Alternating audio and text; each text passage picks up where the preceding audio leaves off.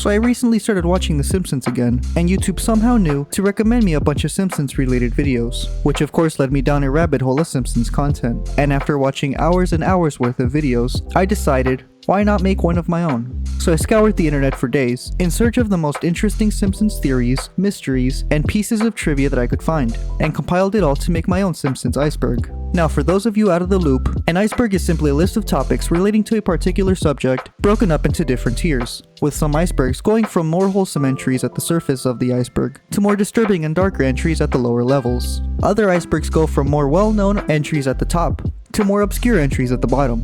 For my iceberg, I decided to take both types of ranking systems into consideration. If you have watched other Simpsons Iceberg videos, then you might already be familiar with some of the entries included. However, I do encourage you to stick around, as I did manage to find a number of interesting topics that I couldn't find in any other iceberg videos. Of course, I will try to credit as many creators as I can, whose content made researching these topics a lot easier than it would have been without their work. Also, very quickly, I will be including a not safe for work tag to the entries that include more mature themes. So if you'd like to avoid some of the more disturbing topics, I highly encourage you to skip over those entries using the timestamps below. But with all that out the way, I present to you the Ultimate Simpsons Iceberg Explained. Floating timeline. A floating timeline, also known as a sliding timescale, is a device used in fiction to explain why characters age so slowly or not at all, while the setting around them follows the real world. Some fans theorize that The Simpsons takes place in a floating timeline, even though real-life events are mentioned in The Simpsons. The dates of events that occur specifically in Springfield change. For example, in both the series premiere, which takes place in 1989, and in the most recent episode of The Simpsons, which takes place in 2024, Lisa is only 8 years old, meaning that in those 35 years, Lisa is not aged. Why? Well, the floating timeline explains that the date of Lisa's birth is constantly changing. In the series premiere, her birthday was May 9th of 1981, and in the most recent episode, Lisa's birthday is on May 9th of 2016. However, some events that occur specifically in Springfield don't follow this rule. In the 1994 episode, titled Sideshow Bob Roberts, Lisa mentions that Bart got Sideshow Bob put in jail in 1990. This means that, in that very moment, Lisa acknowledges that the events that occurred in Season 1's Krusty Gets Busted occurred 4 years ago. Armin Tamzarian. This entry refers to a twist we learn about Principal Skinner in one of, if not the most, controversial Simpsons episodes of all time. Season 9's The Principal and the Pauper. Why exactly is this episode hated so much? Well, first let's talk about what exactly happens in the episode. We begin with the town of Springfield getting together and celebrating Skinner's 20th anniversary as principal of Springfield Elementary. Everything is going great until a man we've never seen before barges in and claims to be the real Seymour Skinner. That's when the Skinner that we know admits to being an imposter, revealing that his real name is Armin Tamzarian. We then learn about Armin's actual backstory, how he was rebellious and only fought in Vietnam to avoid jail time. It was at Vietnam that Armin grew out of his troublemaker phase, when he met Sergeant Seymour Skinner, who helped him find new meaning in life. And when Skinner was presumably killed in action, Armin went to Skinner's mother's house to tell her about Seymour's death. But when she mistook Armin for Seymour, Armin couldn't break the news to her, so he instead assumed the identity of Seymour Skinner. We then find out that the real Seymour was actually captured and sold to a Chinese labor factory. Armin then announces his retirement as principal, with the real Seymour taking on the mantle. Armin leaves Springfield to return to his old life in Capital City. However, everyone in Springfield hates the new Skinner, so the Simpsons family take Agnes and Miss Krabappel to Capital City to bring Armin back to Springfield. The town again gets together to excommunicate the real Seymour, and Armin again adopts the identity of Seymour Skinner. And everyone then agrees to act as though the whole thing never happened. Critics tore the episode apart, and for good reason. Although Seymour was a secondary character, we'd seen him go through years of development. This episode took that and tried to retcon it all, only for the writers to try and restore everything in that same episode. Some critics even go as far as describing this episode as the episode that ended the golden age of The Simpsons. I personally think that, in a vacuum, the episode is actually pretty good. It includes some pretty funny scenes and introduces us to a one-off character who suffers one of the worst fates I've ever seen. Not only a whole town, but even his own mother rejects him. Now, of course, there are episodes that are far worse than this, but with that being said, I completely understand the criticisms. Now, whether this episode should be considered canon or not is still up for debate. Most fans don't consider it to be, as it completely destroys Skinner's character, and the writers of the episode even claimed that the episode was intended to be a standalone, similar to the Treehouse of Horror episodes. But unfortunately, the events of the episode are later referenced in other canon episodes, which just muddies the situation even more. And pretend this whole thing never happened. That's really a cheat, isn't it? I guess you're right, Principal Tamzarian. I'll just be moving along, Lisa. Snowball too. Maggie's checkout price. Part of the Simpsons opening includes a clip where Maggie is scanned at a supermarket checkout, with the price at the register jumping up to $847.63. The price was a reference to the average monthly cost of raising a child in the United States when the show first aired in 1989. In 2009, the price was updated so that the price went from $243.26 to $486.52, essentially doubling the price. It's assumed that the change was intended to make the original gag more relevant to the present time, that being that raising a child is twice as expensive. Since the 2009 update, the price has only changed in one instance. In the Treehouse of Horror 24, Guillermo del Toro's version of the couch gag shows Maggie's price being $666. Dr. Marvin Monroe. Dr. Marvin Monroe was a character who appeared regularly in the first few seasons. He had some pretty notable appearances, such as the Simpsons family therapist, a panelist on Kent Brockman's Smartline, and a radio show host, who almost convinces Marge to leave Homer. His death was confirmed in the special, the 138th episode Spectacular, where Troy McClure asks the audience what popular Simpsons characters have died in the past year, with the answers being Bleeding Gums Murphy and Dr. Marvin Monroe. His death was again referenced in episode 14 of season 11, when we clearly see a tombstone with his name on it. However, when Marge becomes a best-selling author in the 10th episode of season 15, she hosts a book signing, which Dr. Monroe attends. Marge, like the rest of us, is shocked to see the doctor, and asks him why he's been gone for so long. That's when Dr. Monroe reveals that the reason he's been gone for so long is because he's been really sick. Since then, Dr. Monroe has only made a few cameos in non-canon episodes as a ghost. So is Dr. Monroe actually dead? Is the Dr. Monroe that Marge saw at her book signing just a spirit? Well, what we do know for sure is that Dr. Monroe's voice actor, Harry Shearer, was more than happy to retire the character due to how straining doing the voice was. Do you have a least favorite character that you play? Yes. Fortunately, they killed him off. So I don't have to do him anymore. His name was Dr. Marvin Monroe. He was a family therapist, and the joke was that he had the most irritating voice you could possibly have as a family therapist. So anything but soothing. And so I gave him this voice, and soon regretted it, of course. Yeah, that's going to hurt the vocal cords a little bit. Springfield State. This entry refers to the mystery of the actual state that the town of Springfield is in. We do know that the town is somewhere in the United States, as we constantly see US flags all over town. And we also know that the town does take a lot of inspiration from Oregon and Massachusetts, but the writers purposefully made it unclear what exact state Springfield is in. That hasn't stopped internet sleuths from trying to use factors such as Springfield's climate, geology, history, distance from real cities, and political alignments to try and figure out the location. But of course, the show writers have intentionally made all of these factors inconsistent throughout the series, making it impossible to nail down one single state. Tapped Out. Tapped Out is a Simpsons mobile game that released in 2012. When Homer destroys Springfield after causing a meltdown at the nuclear power plant, you create and manage your own version of Springfield using characters and buildings from the show. To this day, the app is regularly updated and is still one of the most popular free apps, with over 10 million downloads since it first released. Yellow characters.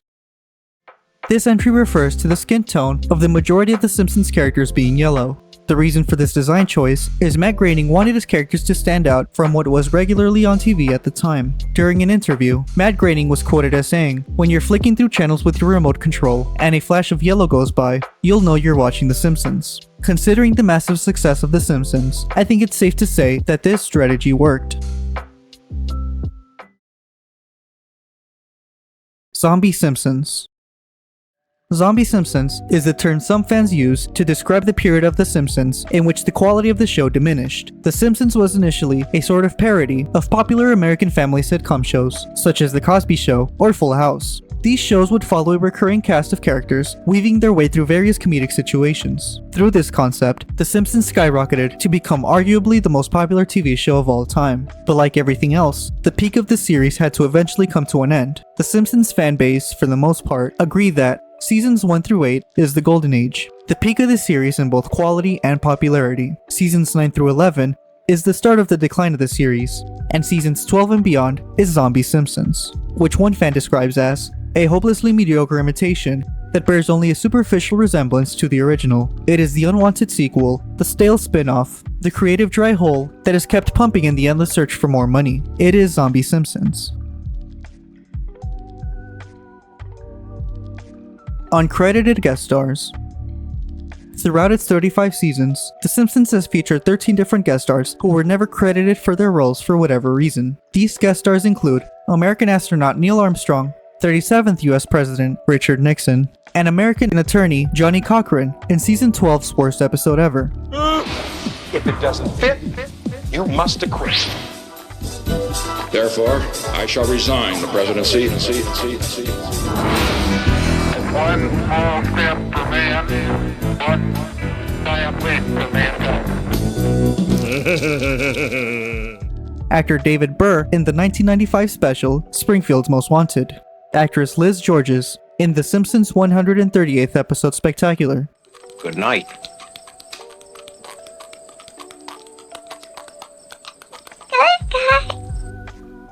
Actress Carol Kane in Season 34's Stepbrother from the Same Planet. Homer! Marge! You finally get to meet my special lady! This is Blythe! Special lady? Since when? Oh, it's been almost 6 months. 35th President of the United States, John F. Kennedy in Season 29's Gone Boy. Ask not what your country can do for you. Ask what you can do for your country. Doesn't sound like any president I know. Canadian-American actor Gene Lockhart in Season 26's I Won't Be Home for Christmas. Since the United States government declares this man to be Santa Claus, this court will not dispute it. Few people know that verdict was overturned in the sequel. English actor and singer Anthony Newley and English actor Rex Harrison in Season 27's Q Detective. It's a carrot, stupid! Isn't it a pity you're a seal? Ew! That dude's making it with a fish! I kissed a light socket once and I woke up in a helicopter. 32nd President of the United States, Franklin D. Roosevelt, in Season 10's Wild Bart Can't Be Broken. Well, turn something on. I'm starting to think. A date which will live in infamy. American actress Donna Reed and American actor James Stewart in Season 31's Bobby It's Cold Outside. Janie, haven't you learned that silly tune yet? You play it over and over again. Now stop it! Stop it! That girl is pretty bad at the piano. Steamed hams. In 1996, an episode of The Simpsons aired titled 22 Shorts About Springfield, an episode that I'll talk about later again. The episode included a 3-minute segment where Principal Skinner and the superintendent have lunch at Skinner's place. Skinner burns his roast and lies about it to the superintendent. One lie snowballs into more and more lies, with the superintendent believing each one, no matter how outlandish. In early 2018, the internet took the segment and turned it into a meme format, with videos parroting the segment amassing millions and millions of views. The videos were usually titled Steamed Hams and would include whatever aspect of the video that the creator would add on. Some examples include Steamed Hams, but there's a different animator every 13 seconds. Steamed Hams, but Skinner never lies. And Steamed Hams, but it's directed by Quentin Tarantino. Sugarposting. Sugarposting refers to an inside joke within the Simpsons community. In a Season 5 episode, Homer, Bart, Ned, and Ned's son Rod get lost at sea after Homer loses their map. When Homer passes out, he dreams of dancing on an island with ice cream cones and lollipops while singing along to the 1969 song Sugar Sugar by the Archies. The meme is pretty much unexpectedly including Homer's dancing and singing to random scenes of The Simpsons, akin to the Rick Roll meme.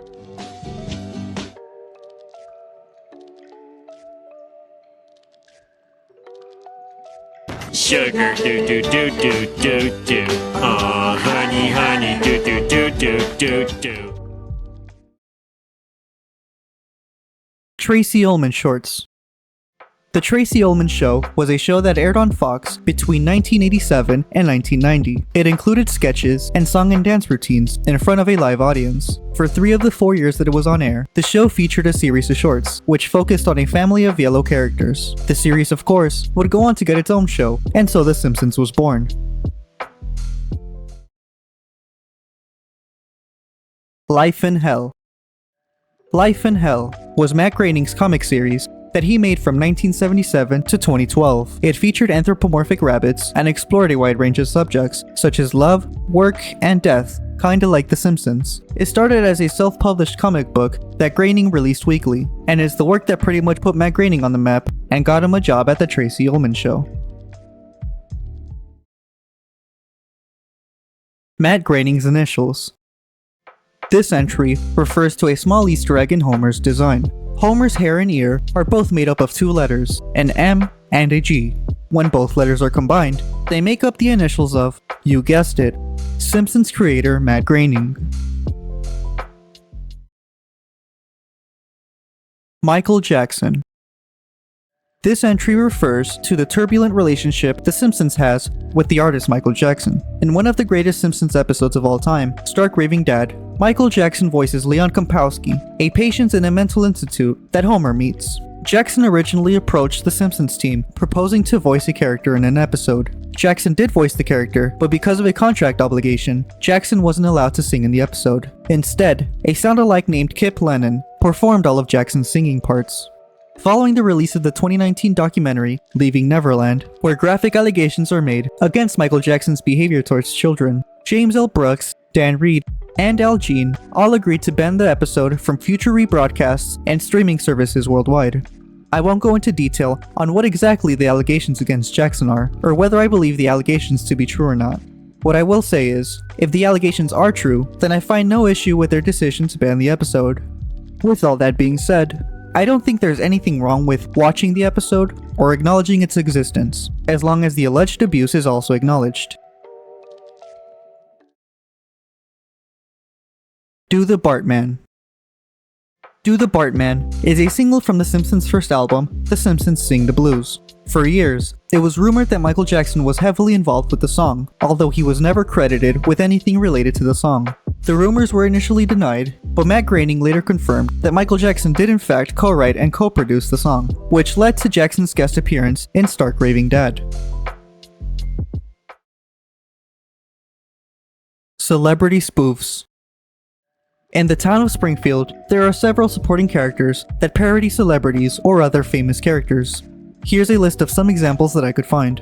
Judge Constance Harm is a parody of American attorney Judge Judy. Mayor Quimby and Martha Quimby are parodies of former US President John F. Kennedy and former First Lady Jacqueline Kennedy. Troy McClure is a parody of American actor Doug McClure. Dredrick Tatum is a parody of professional boxer Mike Tyson. Mo is a parody of both comedian Rich Hall and American actor Al Pacino. Dr. Julius Hibbert is a parody of Bill Cosby's character Dr. Cliff Huxtable. Bumblebee Man is a parody of famous Mexican TV show character El Chapulín Colorado. Duffman is a parody of Budweiser mascot Budman. Rainier Wolfcastle is a parody of actor and 7-time Mr. Olympia Arnold Schwarzenegger. Barney is a parody of Frank Fontaine's character Crazy Guggenheim. Dr. Nick is a parody of Dr. George Nikopoulos, who we'll talk about again later. Itchy and Scratchy are of course a parody of Tom and Jerry. Gil Gunderson is a parody of Jack Lemmon's character Shelley Levine. Lance Murdoch is a parody of the stuntman Evel Knievel. Bleeding Gums Murphy is a parody of jazz musician Sonny Rollins. The Capital City Goofball is a parody of Philadelphia Phillies mascot the Philly Fanatic. Arthur Crandall and Gabbo are parodies of Otto and the Great Gabbo. Arnie Pie is a parody of American journalist Ernie Pyle. Edna Krabappel is a parody of June Marlowe's character Miss Crabtree. Krusty the Clown is a parody of TV clown Rusty Nails. Automan is a parody of legendary guitarist Slash. Nelson is a parody of the Breakfast Club character John Bender. Birch Barlow is a parody of right-wing nutjob Rush Limbaugh. Gunter and Ernst are parodies of performers Siegfried and Freud. Booberella is a parody of Cassandra Peterson's character Elvira. Lucius Sweet is a parody of boxing promoter Don King. Opal is a parody of Oprah Winfrey. Alaska Nebraska is a parody of Miley Cyrus's character Hannah Montana. Homer's 90s band Sadgasm is a parody of Nirvana. And Apu is a parody of Peter Sellers' character Prundi V. Bakshi. Yeah, probably not a good look. Bongo Comics. Bongo Comics Group was a comic book publishing company that Matt Groening founded along with Bill Morrison and Steve and Cindy Vancett. It published comics related to animated TV shows such as SpongeBob and Futurama, but for the most part, published Simpsons comics. Groening's goal with the company was to make up for the lack of comedic comic books. The comics featured original storylines that fit in with the continuity of the shows rather than just reusing storylines from TV episodes. The company produced 245 Simpsons comics before shutting its doors in 2018. Krusty's secret identity. Of course, we all know who Krusty the Clown is. He's Bart's hero, the TV clown who behind the scenes is a cynical and miserable smoker who hates being part of show business. But originally, Matt Groening planned for Krusty to be Homer's secret identity.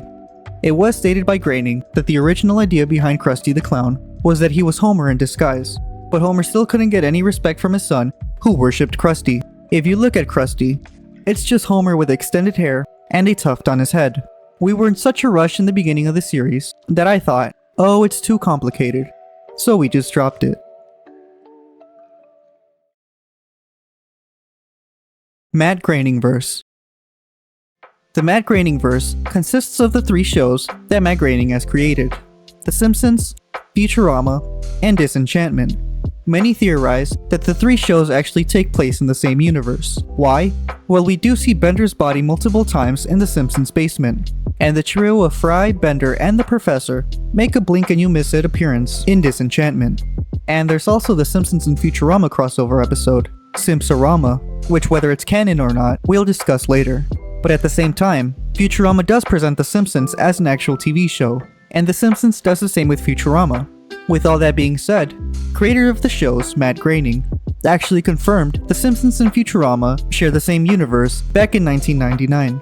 So yeah, Matt Groening confirmed 25 years ago what fans have been speculating for so long. Universal Studios. In 2007, it was announced that a new ride, based on The Simpsons, would replace the Back to the Future rides in both the Orlando, Florida, and Hollywood, California, Universal Studios parks. The Simpsons ride is a motion simulator ride, made up of a few seats that move to correspond to the actions projected on a screen. When Disney acquired 20th Century Fox in 2019, it was questioned whether the Simpsons ride would be replaced. But to this day, the ride is still open and fully functional, although it is rumored that the licensing agreement that allows Universal Studios to feature The Simpsons in their parks is set to expire in either 2027 or 2028. Pilot episode. On December 17th of 1989, The Simpsons debuted with the Christmas special, Simpsons Roasting on an Open Fire. Despite the fact that this episode was originally planned to be the 8th episode to air. So why'd they make the switch from 8th to 1st? Well, Simpsons was originally planned to premiere, not with the Christmas special, but with the now season 1 finale, Some Enchanted Evening, in October of that year. Some production issues, more specifically with the animation, resulted in the animators having to go back and redo roughly 70% of the animation. And once the episodes were ready to air in December, it only made sense to premiere with the Christmas special. As a result, Santa's Little Helper, who the Simpsons family take in at the end of Simpsons Roasting on an Open Fire, doesn't make another appearance until the 11th episode, The Crepes of Wrath. Black Smithers. In the third episode of the series, Smithers made his first appearance, but was sporting a much different look than what we're used to. Smithers was animated with dark skin and bluish-grayish hair. This was due to a mistake in the animation process, and the error was fixed the very next episode. The producers decided to keep the mistake for the episode, as going back just to change Smithers' color would just cost too much money. And I'm sure some of you may be asking, why not just keep the colors from his first appearance? Well, originally, Smithers' only trait was being a yes man to his very rich white boss. So having one of the only black characters in the show be a doormat for Mr. Burns just wouldn't have been a good look for the show. Bart's blue shirt. Before The Simpsons made its premiere, promotional material and merchandise produced featured Bart wearing a blue shirt instead of his signature orange shirt, even though Bart is actually never shown wearing a blue shirt in the series. Well, what about the Tracy Ullman show? Nope. Bart never wore a blue shirt in the shorts either.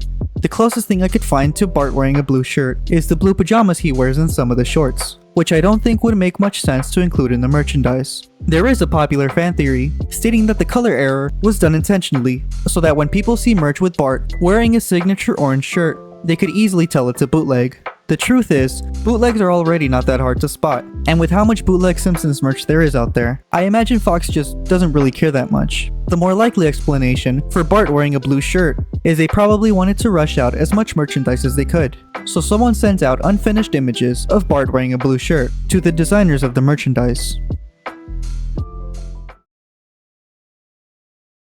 Butterfinger Commercials. Between the years of 1988 and 2001, 150 different commercials for the candy bar Butterfingers included The Simpsons in some capacity, with all of them featuring Bart endorsing the product and saying a catchphrase. Crispity, crunchity, peanut buttery Butterfinger. Nobody better lay a finger on my Butterfinger. Bart's best friend Milhouse made his first appearance in one of these commercials, as he was created specifically for them. Since 2010, Simpsons characters have occasionally been used for the marketing of the product. The Problem with Apu. The Problem with Apu is a 2017 documentary hosted by Hari Kondabolu. The documentary focuses on the negative effects the character Apu had on the Indian community. The documentary played a huge part in Apu only occasionally appearing as a background character, until later disappearing completely. In 2020, Hank Azaria decided to step down as Apu's voice actor, stating that he felt it was inappropriate for a white man to voice a person of color, and would later go on to apologize for any racism he may have played a part in. Later that year, it was announced that The Simpsons would no longer have white actors voice non-white characters. The situation led to a domino effect of white voice actors refusing to voice non-white characters, such as Mike Henry deciding to step down as the voice of Family Guy character Cleveland Brown, and Jenny Slate and Kristen Bell's announcement that they would no longer voice mixed-race characters on Big Mouth and Central Park. The documentary received a lot of backlash, with many criticisms being that Apu was more than just the Indian caricature that the documentary tried to make it out to be. In 2018, Matt Stone and Trey Parker put in their 2 cents on the situation when South Park aired an episode titled The Problem with Apu, where classic South Park character, Mr. Hanky, is rejected by the town of South Park and is sent to Springfield, where he's accepted with open arms. Although many assumed that the episode was in support of the documentary, Matt Stone and Trey Parker later clarified that the episode was not a jab at The Simpsons, but at the documentary itself. In addition, writer of The Simpsons, Al Jean, tweeted about the episode, saying that it's actually in favor of us, saying people are too critical. Trump presidency. At this point, it's common knowledge that the Simpsons writers have a gift for accurately predicting future events. From predicting technology advancing enough to be able to FaceTime one another, to predicting the malfunction of electronic voting machines, to one of the most well-known predictions to have ever come true. That being not just Donald Trump becoming president of the United States, but even this moment of Trump waving to his supporters while riding down an escalator. Right? Well, no. This scene is actually from a Simpsons short, titled Trumptastic Voyage, which aired on July 7th, 2015, almost a month after the infamous footage of Trump riding down the escalator was captured. Well, at least they accurately predicted Trump becoming president in the 2000 episode Bart to the Future, right? Well, yes, they actually did. But this prediction isn't actually as impressive as it may seem. Donald Trump, for a long time, hinted at wanting to run for president someday, most famously in a 1988 episode of The Oprah Winfrey Show. me. And I know people have talked to you about whether or not you want to run. Would you ever? Probably not. But I do get tired of seeing the country ripped off. Why would you not? I just don't think I really have the inclination to do it. I love what I'm doing. I really like it. Also, it doesn't pay as well. No, it doesn't. But, you know, I just probably wouldn't do it, Oprah. I probably wouldn't, but I do get tired of seeing what's happening with this country. And if it got so bad, I would never want to rule it out totally because I really am tired. Now, don't get me wrong. Accurately predicting the winner of an election 16 years before it happens is pretty impressive. But to be honest, it would kind of be like someone today predicting that someone like Mr. Beast is going to be president of the US someday. Bart ruined Martin's life.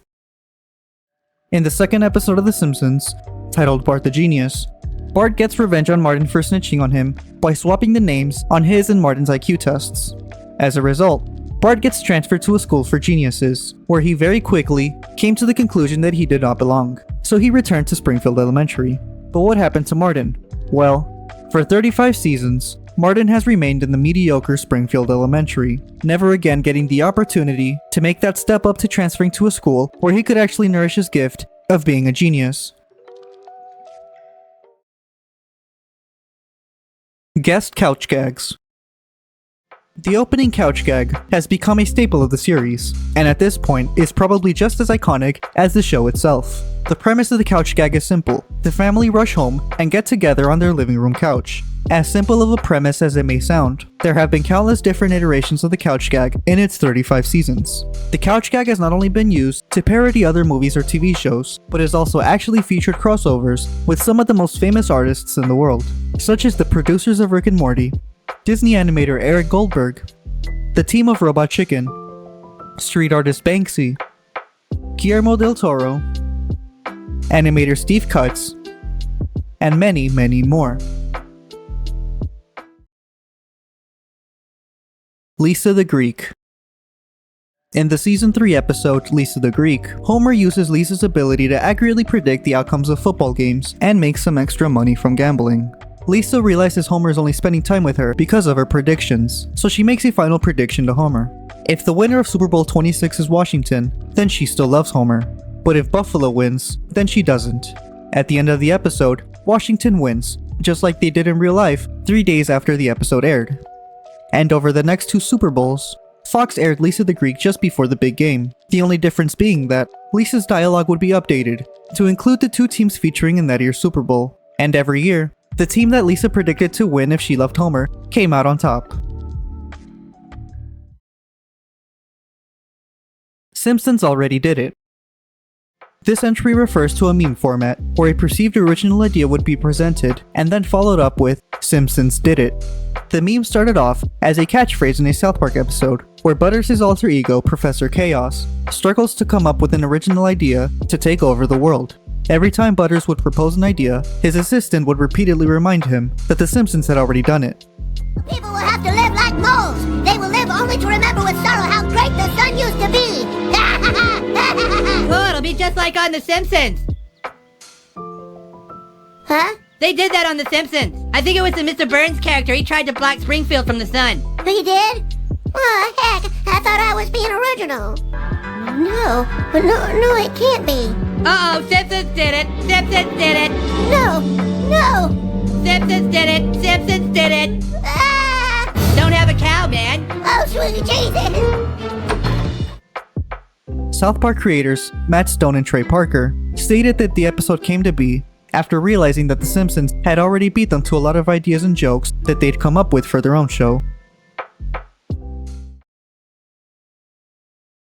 The Simpsons Arcade Game.